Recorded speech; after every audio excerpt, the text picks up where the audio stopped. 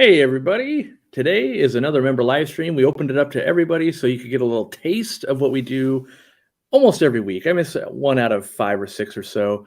The way it goes, we've asked questions ahead of time. You can talk in the chat. We'll grab some out of there as well. The members have asked questions. We'll answer them. They're a little more in-depth, so it's not as rapid fire in terms of the how many questions I'll answer, but usually a more depth to them. So with that, we'll turn it over to Zenzo for the questions he's picked out so far. All right, we'll go ahead and jump in here. I'm going to just hide myself. So first question is from Justin. Is there an elusive freshwater fish you've either not been able to find to breed or that is a goal of yours?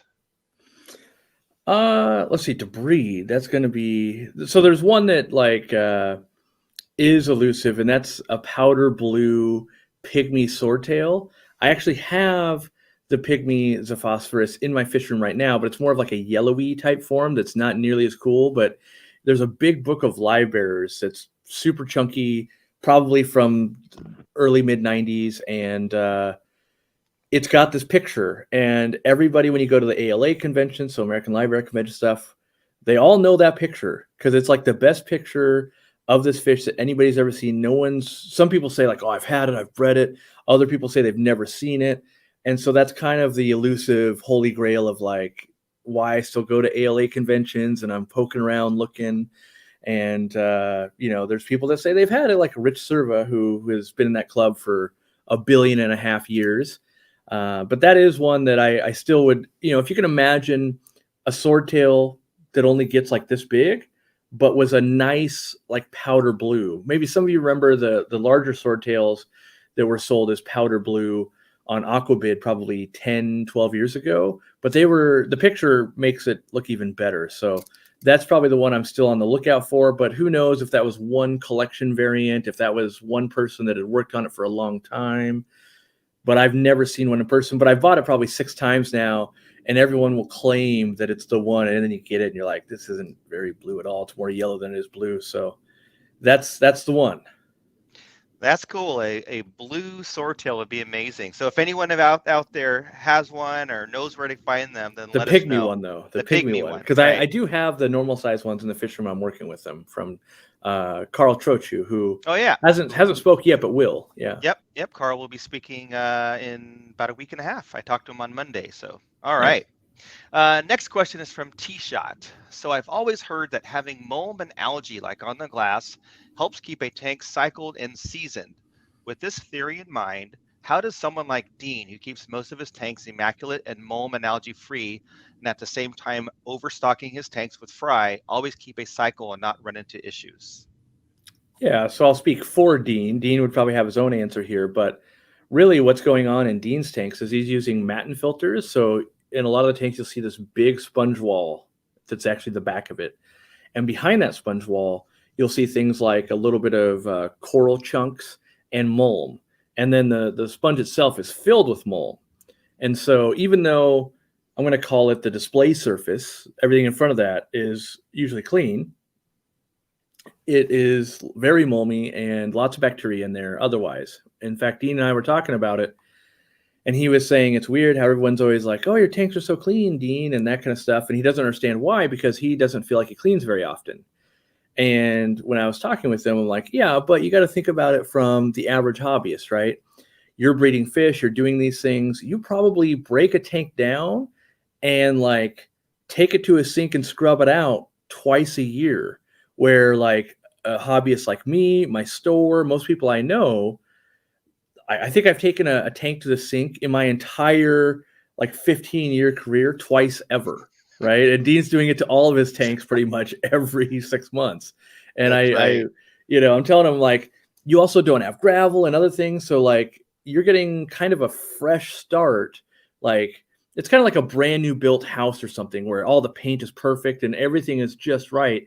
If you repainted that room every 6 months, it's always going to look super fresh and good, where the average person repaints like every 10 years or something. And so I think that's even though that part doesn't seem like cleaning to Dean, like he's like, well, you just reset it up when you breed the fish and you move them on. And like that's in his brain of like that's what you do. And he doesn't see it the lens of like, oh, I'm cleaning the tank. He knows he cleans it, but in his mind, he's resetting the tank for the next batch of fry or the next breeders, and he'll be changing decor, like, oh, I'm going to breed rams in here, so I got to swap out the discus cones for ram, caves, not caves, but little spawning saucers and things. So in his mind, he's just doing the work and not really focusing on cleaning. That happens to be a byproduct for him. So I can relate. I'm very picky about my car being clean, and people will comment and say, wow, your car's clean. And I'll think, no, it's not. There's dust on it, and the carpets don't have lines in the same direction. So, yeah, wow, carpet lines, huh? everyone's Okay. different. Question from Ty Haney. I'm wanting to build my own pond that will also be a natural swimming pool, about double the size of the average ground pool. I have my own earth moving equipment and free weekends, but I wanted to know any ideas you'd think of for plants, substrate, livestock, etc., that would help keep it closer to the clarity of a pool than a pond. I'm in southern Missouri, snowy winters, 100-degree summers. So I kind of have the same problem, I would say. So I've got this big natural pond, and it's got 30 years of like muck buildup. Well, that's not even like muck buildup of like a couple of feet of muck. And so my plan is to be doing water changes, and I need to get some power out to it so I can get these big like air stones and things going. And so I think one is keeping the water moving. I'm not a big fan of probably big filtration stuff on a natural pond, because you're going to spend all the time cleaning it and not enjoying it. But think of massive air curtains, air stones, those types of things to get the water just moving. And then like mine can overflow a bit. And so as it overflows, I'm hoping it's going to carry some of that stuff out. As far as plants go, pick stuff that's pretty. Like I was thinking about planting some irises and that kind of stuff, but I haven't done anything yet. I've got a lot of cat's tail, and there's other plants that just were naturally in there, something that looks kind of lily-like. And I was hoping that the koi I put in there would actually have cleaned up or stirred up more of the gunk on the bottom, and they're not. So I haven't mastered the clean natural pond yet, where it's still gunky enough. My wife's like, no, I'm not going in there. And I've only gone to like my waist or something, because every time we end up wanting to go in there, it's freezing cold. And in the summer, somehow I'm always like in Peru or traveling or doing something. So the hope is this year I'll learn a little bit more. One of the first things is getting power out there, which all the people that can do power for me are kind of working on the new store expansion. So that's kind of pushed back a little bit too. I thought about running a giant extension cord, and maybe I will if we can ever get the linear air piston pumps back in stock. Well, I have been in your pond all the way full dunk, and it was right. very cold, and it's not perfectly clear, so I can speak Nope. to that. Actually, a question here from the chat from Ricard38SP. He's been a member for 20 months, and it's a product question. Is there a huge difference between Easy Green and API Leaf Zone? For example, more or less irons or other elements? So there was a chart circling for a few years, right when we first started making Easy Green, and I'm going to surmise it because I know I don't have it in front of me, so I can't really like speak with truth, right? So you have to take me at face value. But basically, like API Leaf Zone is a fertilizer. I believe, off the top of my head, it's 100% derived from potash, which that is a fertilizer that's used in a lot of different things. And so imagine, and this is going to be a bad analogy, but imagine you had like one pellet of fertilizer for a house plant, and then you drop that into like a 20-gallon bucket of water and let it dissolve. And now you're like, I have an aquatic fertilizer. Now, the plant fertilizer would probably be ammonia-based, and that would be wrong. But this potash, kind of same principle. So it's really watered down, and in my opinion, they've made a product that can't do any harm. So if, in my opinion, the target market for that product is you don't know a lot about fish, you have an Oscar, you buy yourself some lucky bamboo, you don't even know enough to not keep it out of the water. Instead, it's going to be planted all the way in the gravel, and you pull the fertilizer off the shelf at a Petco or PetSmart, or someone goes, well, this keeps plants alive, and then you put it in there. It's weak enough that it won't put way too many nitrates or ammonia or anything in the aquarium and make fish die, but it's also so weak that it won't grow things very well. Like it will, like in high quantities, it will. But the problem is the product itself isn't in a high quantity. So it's kind of just like, the best way I think I could explain this to someone that might have a real life example is it would be like Easy Green is like whole milk, and API Leaf Zone is the most skim milk you can find. It's like, how come I can see through this milk? Like inherently that's wrong. And it's just really watered down. Flourish is the same thing. Like we, back in the day when we had we still have the store, but we would, by selling lots of CChem products, the way their deal worked, you sell a bunch, and if you sell a ton, then you would get free stuff from them. And the stuff that we would pick would be the 1-gallon jugs of fertilizer. And, we obviously had a lot of planted tanks and we sold a lot of plants, and we were finding that like the nitrogen, right? So we'd buy in a gallon, we were having to dose like 19 times the recommended rate to keep the growth up in our planted tanks. And that's kind of where we were like, I think we can just design something better, because I had done it in the past as a hobbyist, mix my own dry ferts. I would do it in 2-liter bottles. I'd run into fungus issues and stuff, but it would still work. And I was like, there's got to be a way to get to the point where we can actually just dose this all in one and make it more potent, because dosing 19x is just, it's not good when you got to tell your customer like, yeah, you're going to buy this, and what the directions say, you're going to do way more than what it says. And so that was a hardship. And then when we actually went to the first manufacturer, they said it couldn't be done, an all-in-one fertilizer. They're like, no, you can't do it because different things are going to mix, and then they become not, the plants can't uptake them. And I basically said, it's my money. I'll do what I want. Just make it. And that's where it worked, right? Because I had done it before. I knew, I was like, I realized the chemist says this can't be done. I'm telling you I've done it. And I don't know anything about chemistry, but the plants grow. And so, I won't name the companies and stuff like that, but, a fair portion of all-in-one fertilizers you see today are made by the same person that makes ours. And it started with it being said it can't be done. And now the other ones that this manufacturer makes, they actually decide to make it a little more potent, and they use an ammonia base, which we don't. So most of the fertilizers that come out of this manufacturer target higher end aquascaping, where you'd be using ADA aqua soil and that kind of stuff, and the pH would be very low. And so when your pH is 6.4 or lower, the ammonia is stable and not toxic to fish. But if you're a normal human being on the planet and you've got your community tank with plants, or you live in harder water or higher pH states, the minute you're pumping that in, you're basically pumping in liquid ammonia. And so that's where you would see agitation out of fish and things like that, and people having trouble figuring out what's going on. And so that's why ours doesn't use ammonia as its nitrogen source. But that's kind of the story.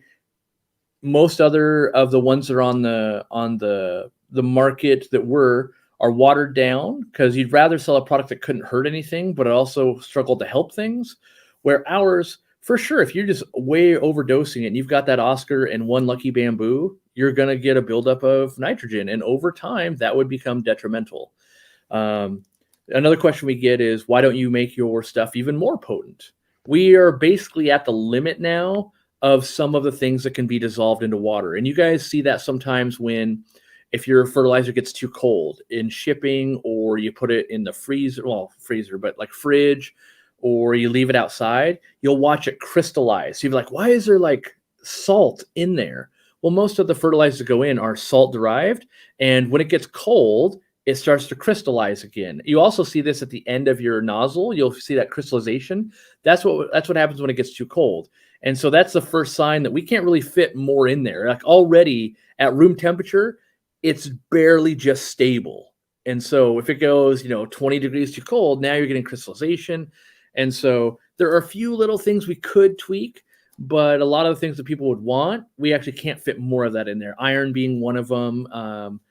I forget what the other ones are off the top of my head, but we've pushed it to, this is as much as we can get you for a $20 bottle. After that, it can't work anymore. So yeah. That's really interesting about the temperature, and you just answered one of my questions is because I have easy green in a few places in the house, and in the fish room, it never crystallizes because it's always 78 to 80 degrees. And then here in my office, it gets much cooler than that. So the pump head sometimes gets a little crusty. So interesting. Mm-hmm. Next question is from Mitch Norton. This past year, I helped found a local fish club. Things are going really well, and we are starting to see some people commit to the group and get involved. What would you say are most important when starting a new club?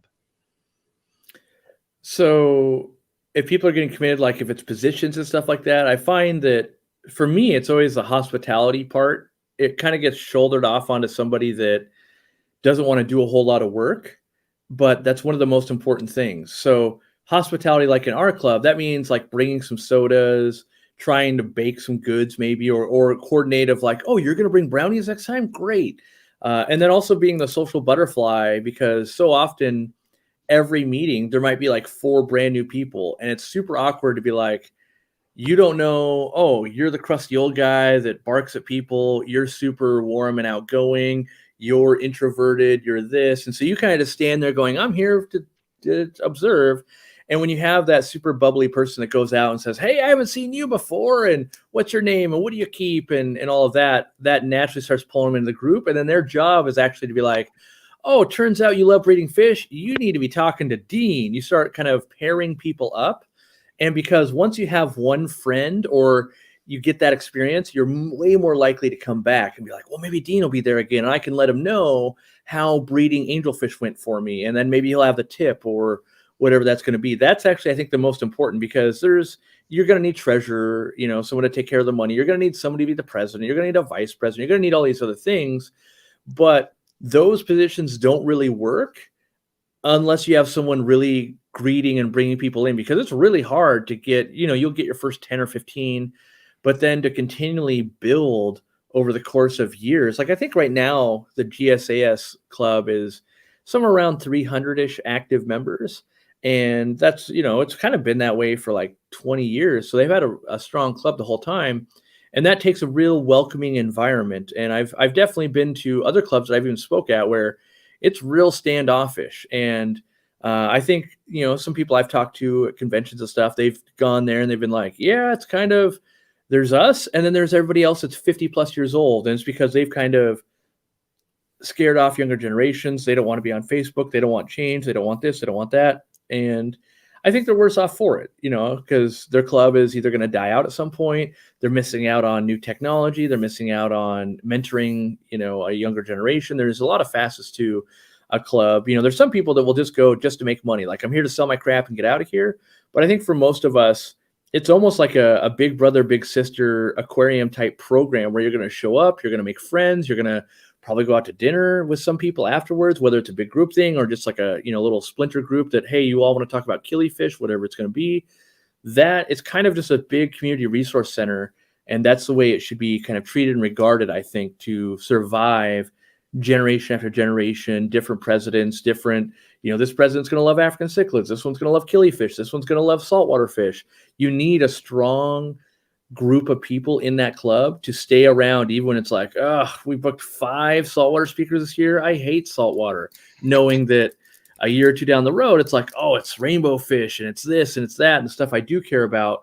And so even when it's a saltwater talk, we would still go most times because there's the auction, there's a camaraderie, there's a going out to eat aspect, there's a, you never know. Like before I knew Dean, the way I knew who Dean was is Dean would sell the coolest stuff in the auction. He'd be bringing all the stuff he breed. He'd be bringing, oh, that's my old version of a brine shrimp hatchery that I made, but now I have a new one, so I'm selling that one off. You would see all these cool things, and that's how that kind of started. He started selling fish to my store, but that's how I knew who he was, for years in advance before I actually got to really kind of meet him and do business with him. So those are my tips: is make it ultra welcoming, and the rest kind of takes care of itself. You can always run into speed bumps, but if you don't have a warm welcome, you're not even going to run into those speed bumps anyway, so it's not a problem.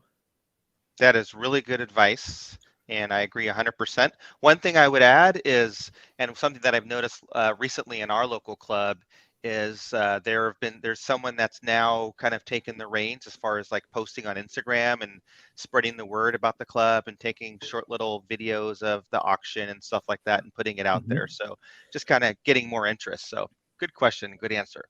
Next question is from Ryan Waite. What do you do when all else fails and you've tried the med trio, salt bath, and most other common treatments and nothing is working, but the fish is basically near death at this point, with all the obvious methods such as water changes all being previously tried? Yeah, for me, if I'm at that point, all I do is I keep increasing the salt dosage. So, you know, obviously there's some insight when I keep my own fish of like, do I think this is internal? Do I think it's external? I don't have any of those facts right now, but for the most part, if it's anything external, usually an amount of salt will kill it. Now, an amount of salt will also kill a fish, depending on the type of fish as well. Some are very sensitive to it. Some, like an African cichlid, are dang near bulletproof, right? You can kind of roll them in that salt almost. Um, but there's not a lot you can do. Like, so the way I look at it is people sometimes are looking for permission to put something out of its misery. And yep, you could do that too. I'm too much of a softie to really do that. So my choices that I have in my life, right? And I deal with a lot of fish. My choices are keep increasing salt, because I find that maybe 40% of the time when I just start going crazy on that salt, like, oh my God, we actually cured it. Like, that was unlikely. But 60% of the time, it's going to die. If I do nothing, there's a 100% chance it's going to die. The other thing, if I know, like let's say it was something where it's like, oh, it's got dropsy, like the odds of solving this are so low without getting a vet involved and spending $1,000 to save this Danio. What I personally do is I let it go live with my turtles, and my turtles will basically eat stuff that's super slow. And so, but I've seen it probably at least half the time where it's like, oh, that Danio lived its life out in that tank because it didn't have to compete with super other fast Danios for food. The other Danios didn't pick on it. And from what I can see in my life, it got about the best life it could with someone who didn't know how to fix it. And, before people criticize, like, you could afford the $1,000 to get that Danio fixed.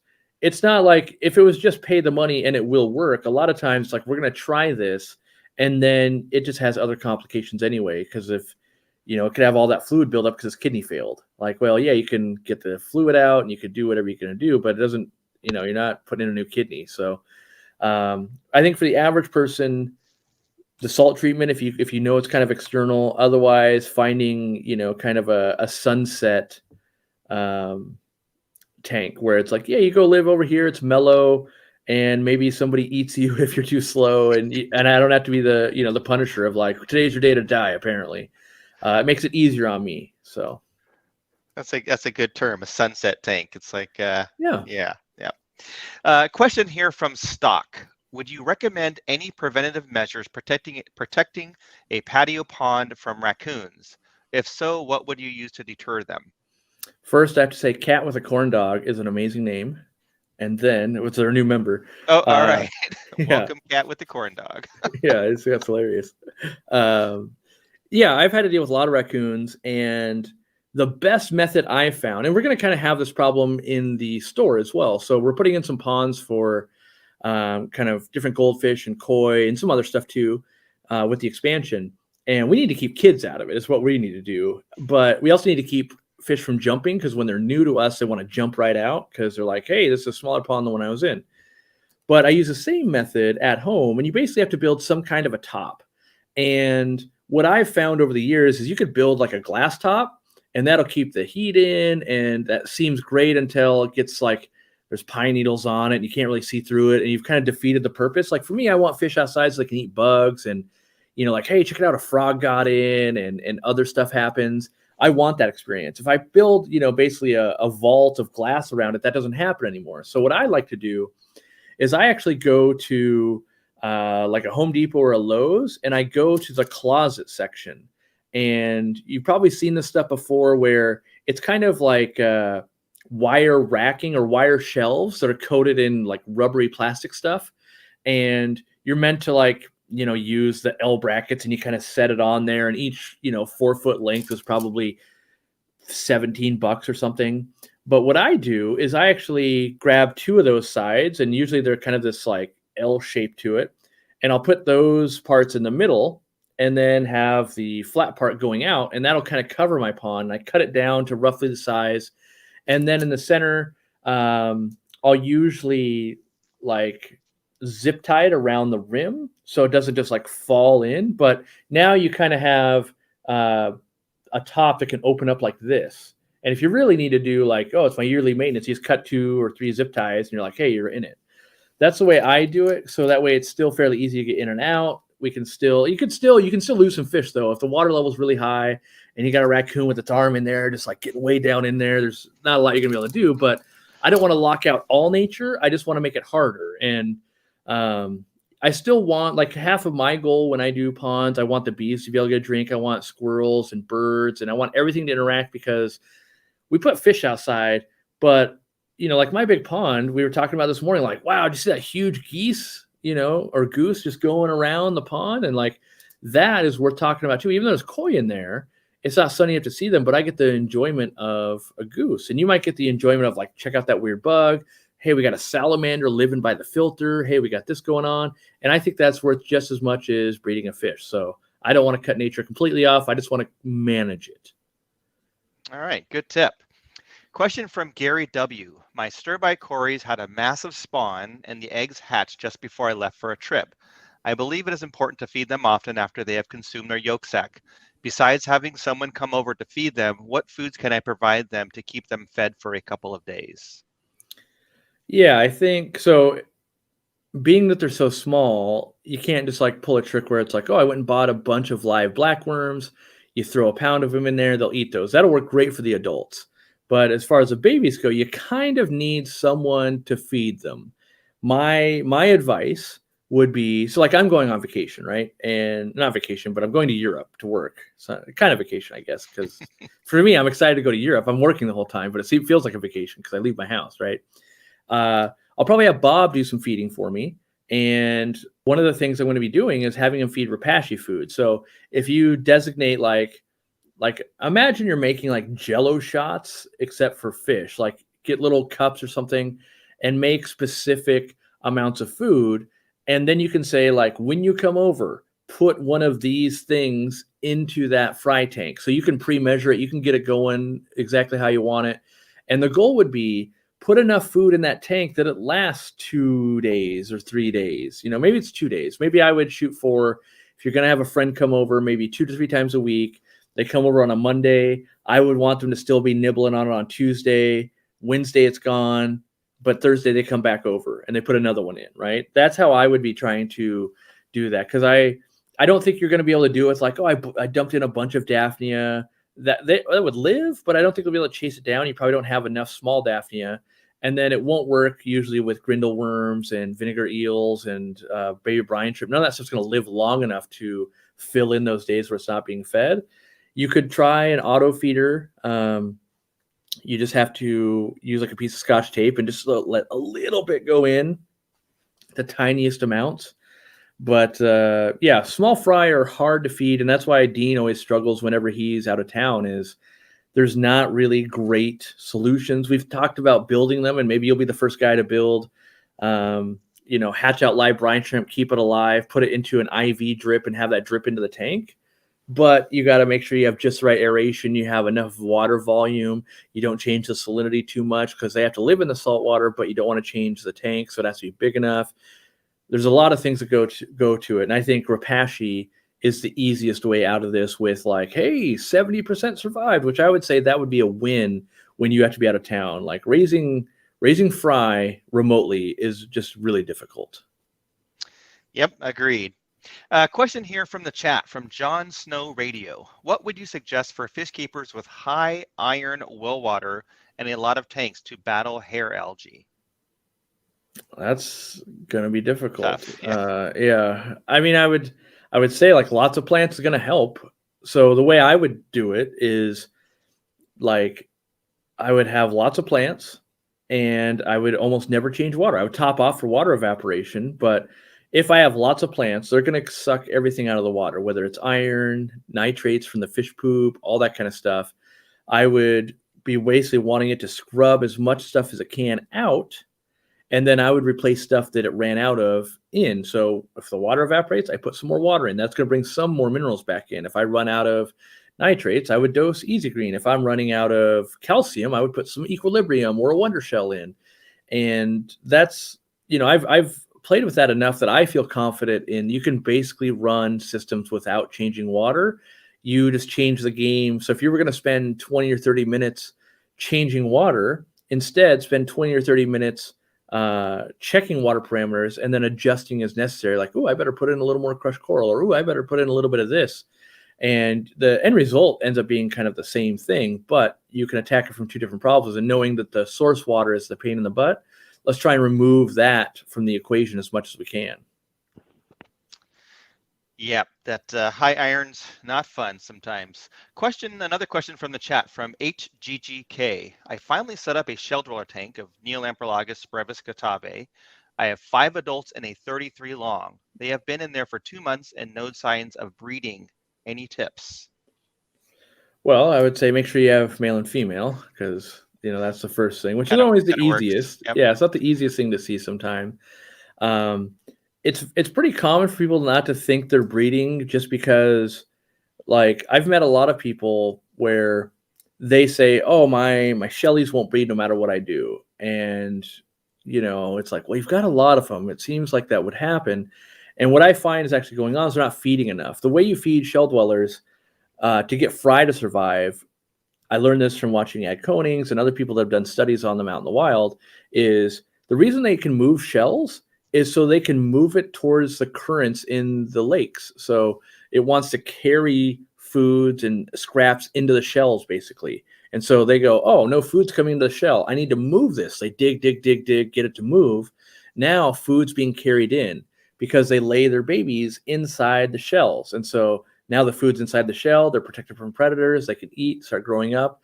And so what I have to do in my aquariums when I was breeding Shelleys for profit was just flood the tank with a lot of food. And for me, that would be mixing things like Hikari First Bites, maybe extreme nano krill pellets.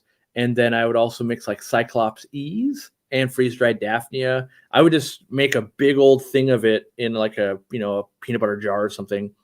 And then I would just kind of grab, a pinch with 2 fingers and a thumb, get it in the water and just swirl it around. The whole goal, don't just put it on the top because floating doesn't do you any good. You need it to just like fan out through everything. Yeah, it's got to cloud the water. It's going to seem super dirty, like you're doing the wrong thing. You can do it with dry Rapashi as well, but you need stuff to be carried into the shells. Think of it like when you're trying to feed like Singapore shrimp or bamboo shrimp, that kind of stuff. They're filter feeders, and so they have to have it in the water. You basically have to have it in the water and carry it into shells, which also means it's going to carry it into your filters and all that kind of stuff, which your filters will be able to handle it. It'll be fine unless you go to a way far extreme. But that's where you'll probably see, oh, they were breeding. I was missing the actual breeding attempts. They were laying eggs. They weren't hatching out, though, because the food wasn't getting there. And even if maybe if that's not going on, by putting all that extra food in, ultimately being live brine shrimp, that really gets them going. But with all that extra food going in, that usually conditions them to actually start breeding. So kind of regardless, that sets the stage, assuming you have male and female and enough shells to get to the point you're trying to get to. Yep. You mentioned the live baby brine shrimp, and for me, that's been the trick. Every time I feel like they're not spawning enough, then I start doing that for a couple of weeks and I see fry. So another cool thing about Shelleys that I learned in those talks is there's actually a shrimp in Tanganyika and Lake Malawi. There's one shell dweller from Lake Malawi, which is super bizarre. I've never had that one. Maybe add that to my holy grail list. Mine too now. Yeah. In the wild, they'll cohabitate with a specific type of shrimp. I tried cherry shrimp and a mono shrimp, they'll just eat them. But in the wild, under observation, they'll cohabitate with a shrimp, which I find fascinating. That is fascinating. Yeah, that's cool. All right, question from RW. I have just started breeding tropical fish. I have a bristlenose pleco, tiger and cobra endlers. I have a fish store that said they would purchase them. Is there anything I should know before I walk into a fish store with a bag of fish? Just wanted to keep them honest since I am new to the game. Yeah, so I think no matter what, you'll do okay, right? Like they'll give you something for them, and that'll be that. But I think if it's the first time you're ever going to a store to sell something like that, the more prep you can do, the better relationship you're going to have. If you show up and you've got a piece of paper with like, hey, it's Corey McElroy Aquatics, or Corey McElroy's Fish Room, or whatever it is. You've got your phone number on it, you've got your email on it, and you've got the fish named on it, right?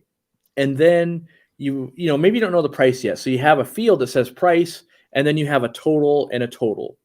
You can at least do that worksheet while you're there, right? And so you go, okay, yeah, you're willing to give me $1. Okay, yep. And right here it says we had 24 of them. It's $24. You owe me 24. And then below that, have something that says like, oh, $24 in cash. You each sign it, and you leave them.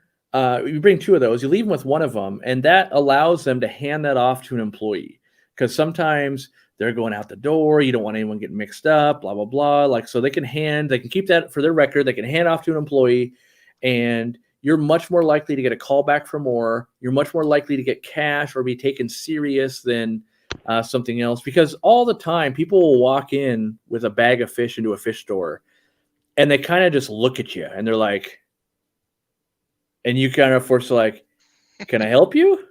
Yeah. What do you give me for these? What are they? Like, oh, well, they're an Endler, of course. Oh, are they N class? Are they a hybrid? What are they? How many males? How many females? Like, you're already like, oh, I'm climbing this mountain for a fish that like I have a tank of Endlers.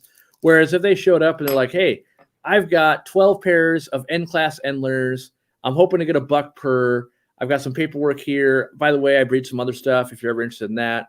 Like, that makes it like, oh, I'm spending all the time evaluating, like, yeah, $1 per, $24. Yeah, easy. Let's do that.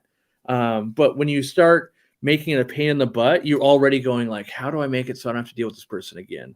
And that sounds harsh, but that person that shows up like that, they also tend to show up like, oh, you showed up rush hour on a Saturday. This is not the time to bring fish. You bring fish Monday through Friday so that we can evaluate them and not be like trying to sell them as someone else is trying to buy and all of that.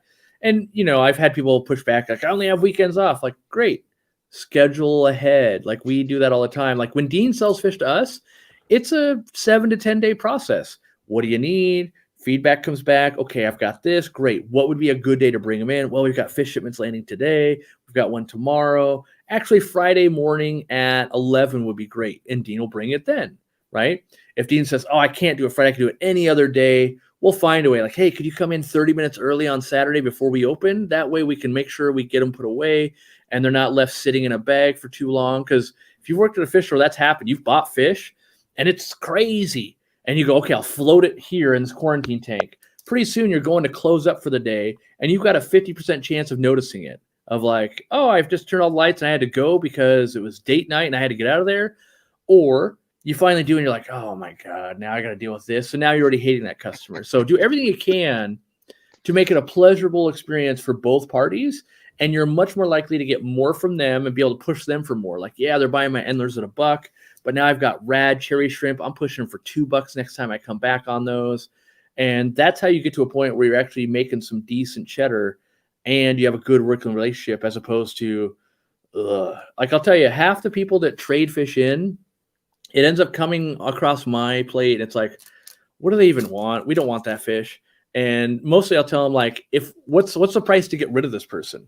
Like, oh, we can give them a bag of algae wafers. Great. Just give them a bag of algae wafers. Like, you're losing money. Cause what people don't realize is like our employees start at $22 an hour. So if you're going to spend 40 minutes negotiating to get another quarter out of these Endlers, it's cost me $18. And we were only talking about $24 to begin with on these Endlers. So for us, it's kind of like, let's make this quick and easy. Let's spend the time on the care of the animal, spending it with customers, selling and that kind of stuff, and not, well, we argued and spent $200 to save $56 in the cost of fish. Like, I watch that happen in so many businesses, and it's like, do you not understand that, because most people won't be a business owner and they won't know that like paying an employee $22 an hour, it actually costs a business like $30 an hour. So at $30 an hour, you need stuff like that to be moving pretty quick. Otherwise, you should have just given them an extra $30 to the customer. Like, chances are the customer that brought fish in is going to spend it with you anyway. They're going to be happier.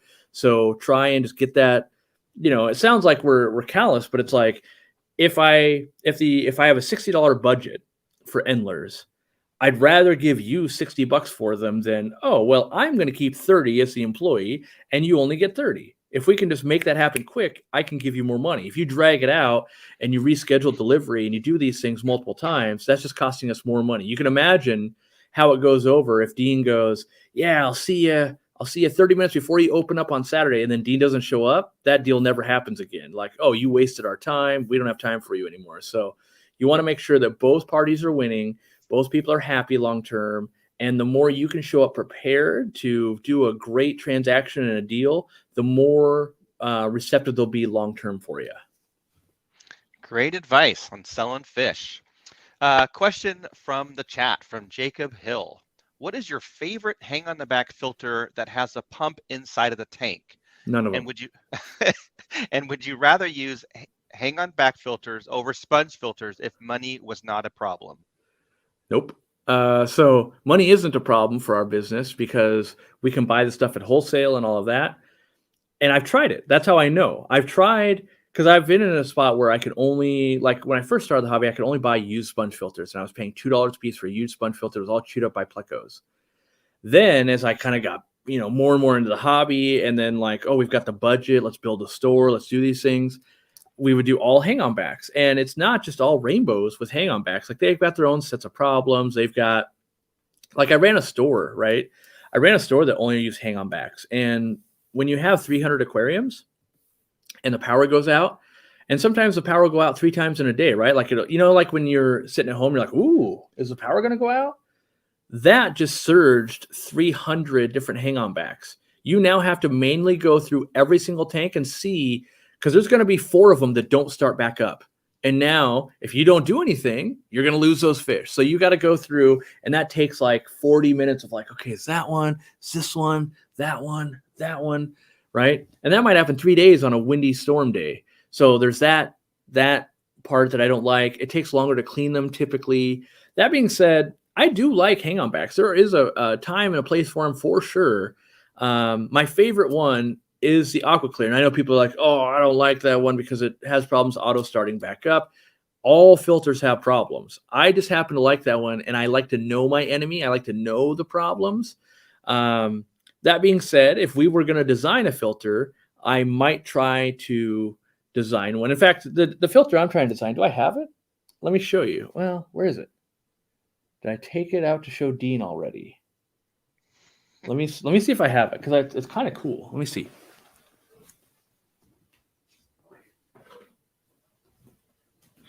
So I want to do something different. So I usually start with old technology. Old technology worked. So here we have the long life quick change filter that I bought on eBay for like $11. And it's real primitive. What the cool part about it, this thing runs off of air. So it's a hang-on back that runs on air. So already I'm like, hey, I'm on board with that. But I wanted to see how it ran. I haven't actually hooked it up yet because I know how they work. But I wanted to see, like, could I start prototyping something, like I'd want a bigger box and all of that. But, I wanted to see, like, what worked 50 years ago, 40 years. Well, it's 50 years ago now. And so, okay, this is what they were doing. My thought is, what if we had filtration at its finest, or at as simplest, is something to hold media and then moving water through it. And I was like, okay, so part of the problem that most hang-on backs get wrong is they try and make their box in a weird shape, so you have to buy their media, and you can't just use someone else's sponge. And I already feel like you're already saying we don't like you as a customer, of like, you have to buy our proprietary crap. So I'm thinking, okay, let's make roughly a square box here, like the Tidal one. They try to make it all weird, so you got to buy their crap. Let's just make it a square box so anyone can use anything they want. And then I was trying to think of, all right, we have to get water in here somehow. We could do it with air. We could do it with a motor. We could have it inside here. We could have it in the tank. What I also thought is, wait, why don't we could put this at the end of a canister filter. So you could add on extra filtration running from the same motor. I also thought, what if we could hook our power head to this, right? You just hook a power head, and now if the power head ever went bad, you could buy a new one. You don't have to buy a whole new filter, right? You could maybe even daisy chain some of this stuff. So I'm thinking about it in an entirely different way. And I think the method of getting water into it should kind of be up to us, instead of like you have to use their pump. How about an air pump, or a power head, or a canister filter, or like what other options we have? And this just had a very primitive basket system. And it even says right here, you put the filter floss here and you put the charcoal right there. And yeah, there's lots of improvements to be made, but the concept of it, because I was looking for how can we make this modular? How can we make this, the hardest thing is to make a product that everybody will like. That's impossible. So the more chances you have that you can customize, the more likely someone will be happy. And so I like Aqua Clears because they got that nice square box. They've got a simple motor. They're known not to leak. I love the concept, and I want it to work of like putting a UV filter in there, doing different stuff. But when you look at the reviews, and that's half of where I started, I read thousands of reviews. You're like, oh, started leaking. Oh, the UV started breaking down the plastic. Oh, there's no shield between the UV and the sponge. Therefore, the UV is killing the bacteria. Like there's so many things that people are trying to add to a filter. And the reality is we haven't even really perfected a filter just in itself yet. We don't need to like make this car also be a plane. Let's just make this car never kill people, be more efficient, be more affordable, all of these things. But features sell, like that's why you get like a tidal filter and you're like, look, it's got a surface skimmer and it's got this thing. It's like, you read it as surface skimmer. I read it as shrimp and baby killer. That's what it is. So, yeah, lots of different ideas, but that's where I want to take one someday. Maybe that'll be next year or the year after, who knows? But conceptually, just looking at I would use way different plastic. There's a bunch of different things I would do. I will say that the newest Oase filter, not good. The one that they wouldn't let me consult on, they've already made mistakes in my opinion. And I haven't held it in my hands, but here's how I know you did it wrong. You made the intake tube clear. That's the first mistake. Don't make a clear intake tube because it's hard to clean and it's hard to make them look good. So, and there'll be some people that will love that. I get it, but just make it black plastic. Like everybody else, make it black plastic so you don't see the gunk that's in there. And yeah, they also make them in like 3 different colors. I don't think people care enough about that to have like, oh, white, black, and gray. I think for the most part, you just need something that blends away and goes away, So again, trying to your tank could be, white trim. You could have a white filter. You could have all this. It could be more modern. Sure. Or we could make one that just actually works better. And that's where I think we should focus. 2024 Aquarium Co-op air-driven hang-on back filter. You heard it here first. Candy's going to hate you because that day's going to come. You say that. There'll be people that just tease Candy about it. You said. Yeah, exactly. A question from Ed Minus. I am new into aquascaping, but would like a carpeting plant. Are there any that do well without CO2, or would you recommend CO2? Yeah. I want to address one more thing in the chat. So yeah, the CCAM uses the blue on the little wheel to adjust it. So that's another failure point of most hang-on backs is they let those things fall out and all that kind of stuff. But yes, why would you have a blue colored little wheel? If you're not running a background, that's just going to look even worse. Like make it black, like make it a little black rubber piece. There's so many better ways to do it. And here's my answer to all of this. Whenever I talk to anybody that actually worked on these products, they're not an aquarist, they're an engineer. And someone came up to him and go, hey, we need a way to level it on the tank. They don't keep fish. They don't know how it's being used. So they're just going they might even mock it up with a piece of wood going, yeah, this will do it. That's always what we run into is you're not an aquarist. You're someone who makes products. And so that's where I think we have our advantage of I'm going to try it on my aquarium. I've used 1.5 billion different hang-on back filters. I know what I liked, what I didn't like, what failed quickly, what didn't fail quickly, all of that kind of stuff.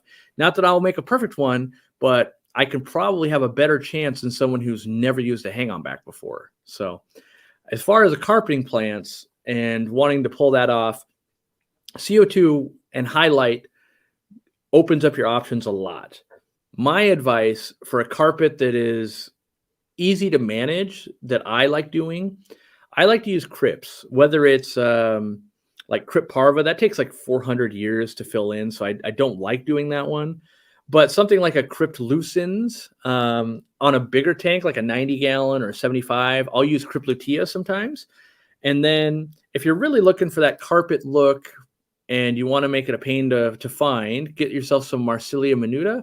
It only gets about that big. It puts up little things. And after it fills in for 2 years, it'll look super cool. But if you were like me and you want it done faster, you need to use highlight and CO2.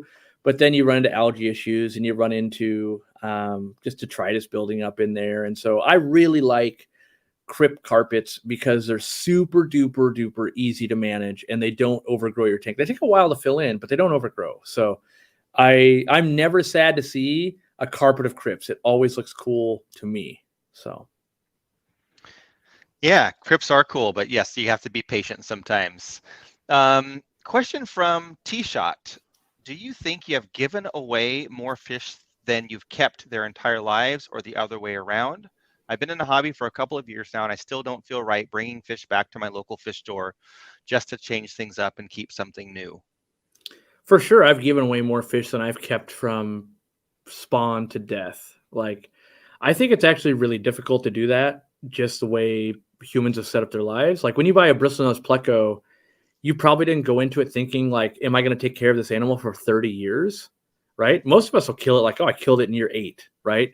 But we might think, like, that was a long life. Like, no, it wasn't. It died in infancy, pretty much. So I think the right way to think about the hobby is, are you doing everything in your power to make sure that you take care of animals well? And then when you move them on, that you're hopefully taking care of them well still. So, like, when we sell an animal, if it comes back to us, we try to find it a new home that's suitable. And sometimes that takes way long time, like a really long time, when it's something like an Oscar or something like that. And, but I think it's, to me, the way I look at fish is, let's say you were active and you're climbing mountains and you're doing all that stuff and you get yourself a nice younger dog. He's now 3 years old and he's spry and he's loving life and he wants to go up and down the mountain all day long with you. And then you break your ankle and it never recovers fully. So you can't do hiking anymore. And this dog is just absolutely losing its mind and you're housebound. Let's say you had an accident, you got to be in a wheelchair, right? And if you decide that you're not enjoying your dog anymore, that dog is going to have a better life living with someone else. And so I wouldn't feel bad finding a new home. That's how I feel about fish. If I'm not enjoying it anymore, let's find it, whether it's a 6-year-old kid, whether it's a 55-year-old, it doesn't matter who it is. If someone is out there looking for the fish I'm keeping and going, I don't even want to clean that, that is a sign to me of why not get that to someone who really wants it like that. And so I do that all the time with fish I breed. And, I've never seen that before. I breed it. And pretty soon it's been 3 or 4 years. And I don't, wake up and go, ooh, I wonder what they're doing today. Right. And so when that starts happening, I start going, yeah, it's time to change it for me, because I know the longer I'm in that mode, the more likely I'm just stop caring at all. Right. And I want to intervene, and I'd rather stay in the hobby and get it to someone, and a lot of times, for me, you'll watch that even happen with me and Dean. Like, oh, I didn't have time and that kind of stuff to breed some of the plecos I bought, even though I spent good money, and the Shodenai puffers, they went to Dean. So I still kind of cursory get to look at them, and I can get babies back at some point. But he got leopard frog plecos and the candy stripe plecos and the Shodenai puffers, and I don't feel bad about that because they went to another good home. And I could still get some babies if I have more time in the future, but I had to move, right? We had to move. We have the store going on. I've got a busy life, and it's not fair to the animals for me to be like, well, I got to travel all the time. Because there's years where I travel every month, and we talked about that earlier. If they're getting fed every 2 or 3 days, that life is clearly worse, even though I got someone in coming to feed, and I've got some auto feeders. That's clearly worse than Dean's Fish Room, where they're getting live brine shrimp twice a day, frozen another time a day. And like, I'm pretty sure he sings to him daily, and I don't do that. So it's clearly an upgrade for him.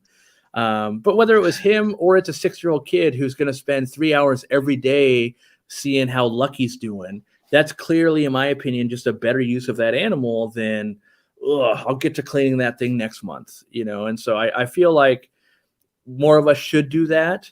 I think we should reflect on ourselves a little more and go, do I even want this animal, and that kind of stuff, but be adult enough to know I've moved on. It's not fair to the animal. Let's move them on to someone who hasn't moved on from them. I think that's the best way forward for us in this hobby. Great advice. Question from Scruffy City Mitch, and I'm going to try to decipher this question here. I'm losing new Stirby Corridora. They've been in quarantine for 3 weeks and they're thinning. Used Paracleanse. 2 weeks later, levamisole. If they're still thinning, should I treat for bacterial next? And how long after levamisole? I probably wouldn't treat for bacteria right away. Like if they're so part of the problem is if they have internal parasites, they've got a weakened immune system, they're already skinny, and it's kind of like you can't gain or lose weight super quick. Like it's an over time thing. So what happens a lot of times when you have meds, by the time we notice or by the time someone takes action, the damage has been done. It's kind of like think about like drinking or smoking or something like that. If you've been doing that for 20 years straight, either one of those, and then you're like, but it's been 2 weeks. How are my lungs not fine? And my liver hasn't repaired. It's like the damage has been done.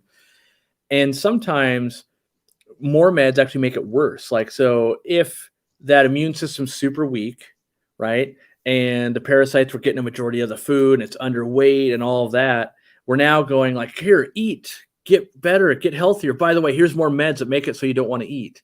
So I always kind of feel like there is a death period. And so like you put fish through some meds and that kind of stuff. And even if you fix the problem, you might still get some that were just too weak. They're still going to straggle off and die. And that's not a sign to be like, let's double down and make sure we finish killing them all off with more meds.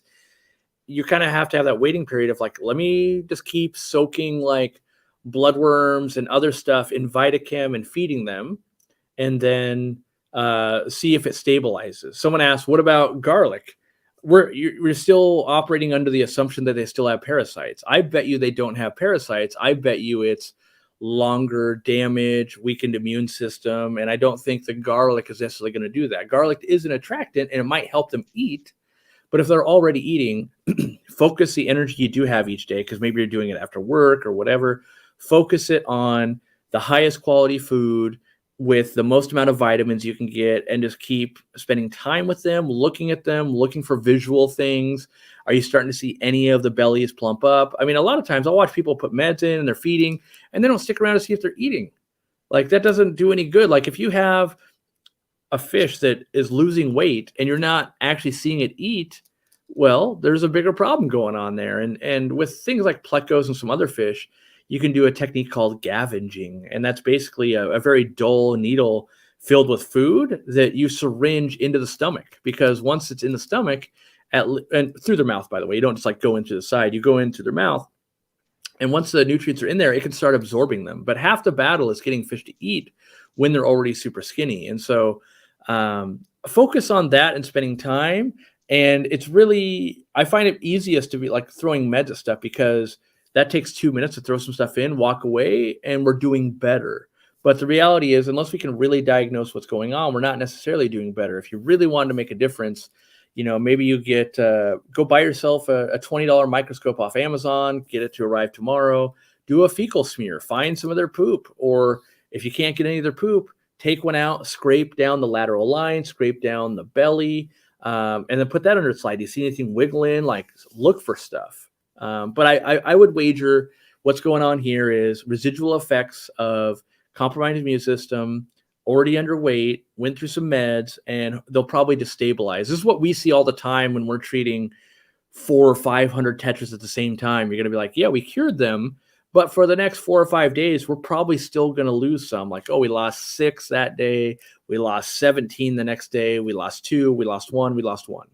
Right. And then for the most part, it's good. But if I kept throwing meds over and over and over again, we're likely to keep just seeing like, oh, it's 17, then it was 22, then it was 9, then it was 42, because you can start just overwhelming an organism. And that's what we don't want to do.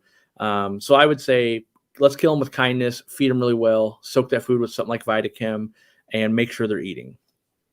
And maybe sing to them once a day too. I hear that helps. I don't do that yet. Maybe that's what's killing them for me though. Yeah. Question from the chat. Corey, any advice for care on Peter's elephant nose? I've watched all your videos on it, but nothing was specific to them, so I was curious. Yeah, I have to see if Peter's elephant nose is different than just what I call an elephant nose, because there's like 100 different marmorids. Mm-hmm. To me, it's just the African elephant nose fish. It's not the one with the double trunk or anything. So for me, when I've kept those fish, I feel like I end up losing them after pick a number of years because they're nocturnal and they end up hiding and I forget about them. So I think the trickiest thing is getting them food in a tank with other fish. And so if they have a cave that they love, getting yourself a piece of PVC or something like that and dropping the bloodworms through that so that it falls into where they kind of live and other fish won't get to very easily, that's the best way to keep them really active. But it's always for me, I think it's always a food thing, and I don't sing to them, so it's probably that too. But yeah, lots of meaty foods where they can get to, because every fish loves meaty foods. And if you've got tetras and angels and other stuff gobbling up the lion's share, I think over time what happens with me is that, like, oh yeah, 4 years down the road, like they weren't growing as much as they should have, but I only also get to see them for like a minute and a half per day. And so I'm not really getting to analyze, like, is it bigger? Is it smaller? Is it losing weight? And I think it's an attrition thing of like, dang it. I never even find bodies. Just someday I'm like, where'd he go? Right. So, yeah, I think the best advice is food. I don't like mixing multiple. Some people do. They'll have a bunch of different electric fish and stuff, and it works out great for them. I like a planet tank with some caves, and then focusing on the food. That's I think the important part. All right, last question here from Matthew Cordell. What's the best group of fish to chase your hand, giving the attraction as a display tank? My oddball fish are great for me, but my girlfriend and family think they are boring. Yeah. What we found in the store, it would be silver tip tetras. It requires, from our testing, at least 50, and they will really do that. Now, in the 800 gallon, if you watch some of our older videos, the tiger barbs would do it too, but we had 300 of those. So, I don't know size of tank, but I think the easiest one most people can afford, and I think it's kind of a better fish, is a silver tip tetra. Really nice to do it that way. That's what I would do. Yeah. I want to answer one more question. Someone asked about the heaters. Yeah, we're actually working on another version right now. We're waiting on the samples to get sent to us. We think the compromise that we're going to find with the end of life function is an LED. Well, I have it right here actually, so I could point to it, I guess. Is an LED that would light up right next to the temperature. And I'm choosing the color yellow. So after the 10,000 hours, it'll have one LED. It won't blink. It'll just be there. And it will be a yellow, like, caution light. Because I think people are misunderstanding what's going on here. They're like, I would never buy a heater that only lasts 14 months. Like, we're not selling a heater that only lasts 14 months. These are the same kind of people that get angry when you're like, by the way, that car won't last 700 years. Like, what do you mean? Yeah, like, we can only guarantee it's going to last 100,000 miles. I would never buy a car like that. They're all that way. Like, everything has a life expectancy. We can either just never tell you and that person would buy them, or we can help guide you to kill less fish. And that's kind of our duty. So we're finding a way to compromise between both parties. We're also trying to decide if we want to warranty the heater longer and extend the end of life. So, like, right now it's 14 months. I think we could probably extend it to 24 months. But the problem is it still comes down to an unknown. If you're abusing that heater, it probably won't last those 2 years. If you baby that heater, it's probably going to last 5 years. And there's people in the comments that'll say, like, oh, well, I've never had a heater last less than 5 years. Like, great. That's like an old guy saying, it's like seeing the old guy at the grocery store and you're like, oh, you bought that brand new in 1972 and you still drive it every day. That's amazing. But that's not the norm. That's not what everybody does. Everybody typically gets a new car every, 7 to 10 years. And so we're trying to design a product that, fits everybody. And so, yeah, we want to get the samples. I want to make sure it's not just like a giant light. They're just like, oh my gosh, I can't look at the tank. It needs to be very muted. It needs to be a signal and not, the bat signal. And we also, need to decide how much risk we want to take, because we haven't put enough heaters through the paces to know, is 2 years reliable? And I fully realize you're going, but that means we're taking that risk. And I go, yes, but you're all taking that risk with every other heater you buy as well. So I just don't want to put our name and brand and something behind something that we won't stand behind. And so if we say it's going to last 2 years and every single one of them breaks at 16 months, we're going to replace every single one of them and we'll go out of business and it'll be glorious. But someone's trying to call me. So yeah, we're working on it. We're also working on, I think we're going to launch a 50-watt version as well.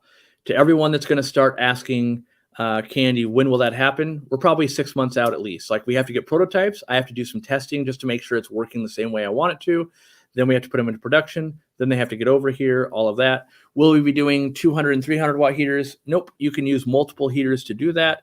As you add more and more heat to a unit, it becomes less and less reliable.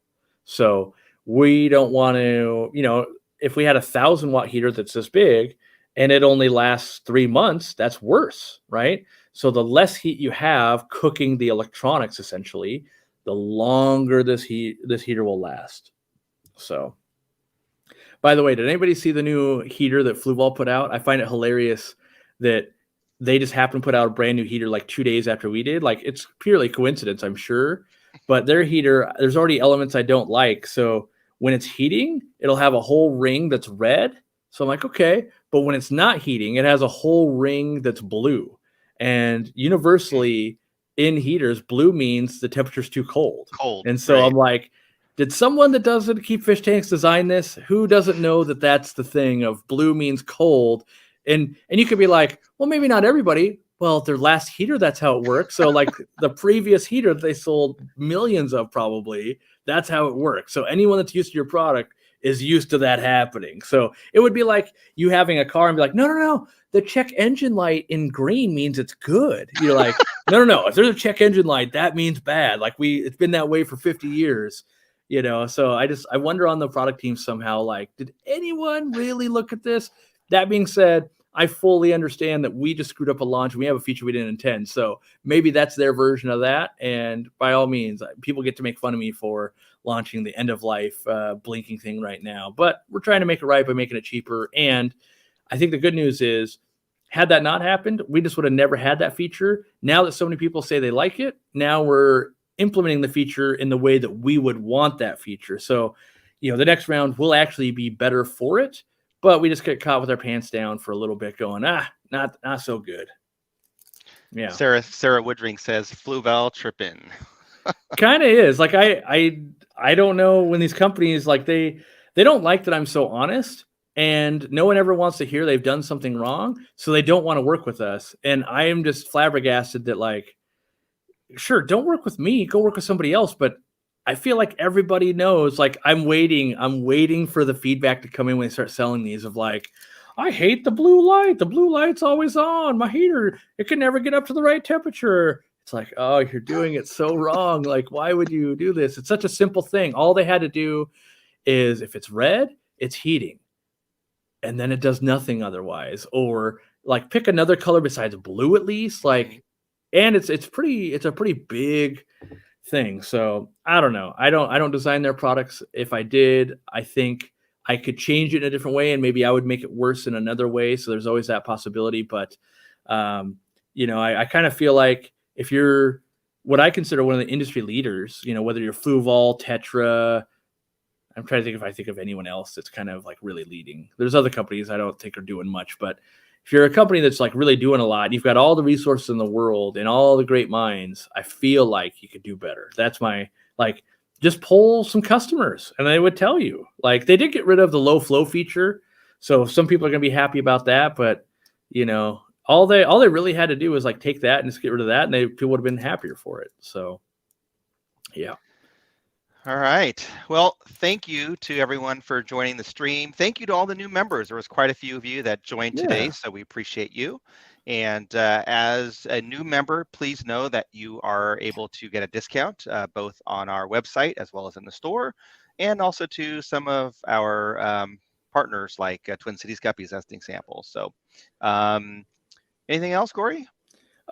New store in Tempe, Arizona that's selling our product. If you want to see more live streams like this, you got to become a member because we do one of these basically every week. There's also the extra benefit of the hired speakers we do, which is coming up in a couple of weeks, I think. Yep, we got Carl Trochu coming up and Gary Lang coming up. So yeah, some good talks. We could start the promotion on. We will be at Aquashella Dallas. We bought tickets. We just haven't put up the bat signals yet. So no, if you were thinking about that, we've officially bought tickets. I will be there. Zenzo will be there. Irene will be there. And for the first time ever, Dean will be there. And he's actually going to give a talk. So if you show up, make sure you show him a lot of support, because we had to do kind of a lot of arm twisting. Like, you don't get it. People want to see Dean. Like, but he doesn't have a channel. He doesn't have all this. I'm like, you don't get it. People want to see Dean. And so we're like, you should fly him out. I promise you he'll get a lot of people to watch what he's doing. And so they're taking a risk in their minds to have someone who's not an influencer kind of speak, and they don't know who he is, where I think a lot of people are going to want to hear what Dean's got to say. And so he's already got his Dean mind working on what kind of a talk is he going to do and how's it going to go and all of that. And I think even I want to see it, but I'll probably be stuck in the booth. But we'll have to figure out how to record it or something, or I'm sure Aquashella will. Yeah, Aquashella usually records them. So if you want to see all the talks that are usually given Aquashella, they do put that out on their channel. I think that's about it. I mean, we've got new products for sale. We've got all that stuff. We're working on some more stuff. You can see the blue screen behind me. I'm working on some other stuff. So rest assured, it's I'm not just sitting around here doing nothing. Instead, I'm fixing my mistakes and working on new things, and got new test products going on. I've got if you haven't watched the video over on Steenfod Aquatics, I was working on the 800-gallon last week. Dean and I were working on the turtle tank also last week, and then this week coming up, we've got another, trying to finish that off. We've got a new kind of DIY project we might do on that. So mostly I've just been putting every waking hour into working on making stuff and not filming as much. You're getting kind of a lot of talking heads and stuff, but know that that's going to get us over a hump to produce some really cool content. I just got to, I'm working on cleaning fish tanks and planting more stuff, and I'm quarantining 500 neon tetras, and I planted that tank, and I'm getting it ready for the video about lights we're going to shoot. So there's a lot of prep going to hopefully rapid fire off some really cool videos coming up. Yeah, and also one more place to see more content is on the More Aquarium Co-op channel. That's right. We're actually releasing videos there again. So go over there, check it out, and get your fill. All right, we'll see you guys later. Right. Enzo and I got to talk business. Yep. See you guys. Have a good weekend.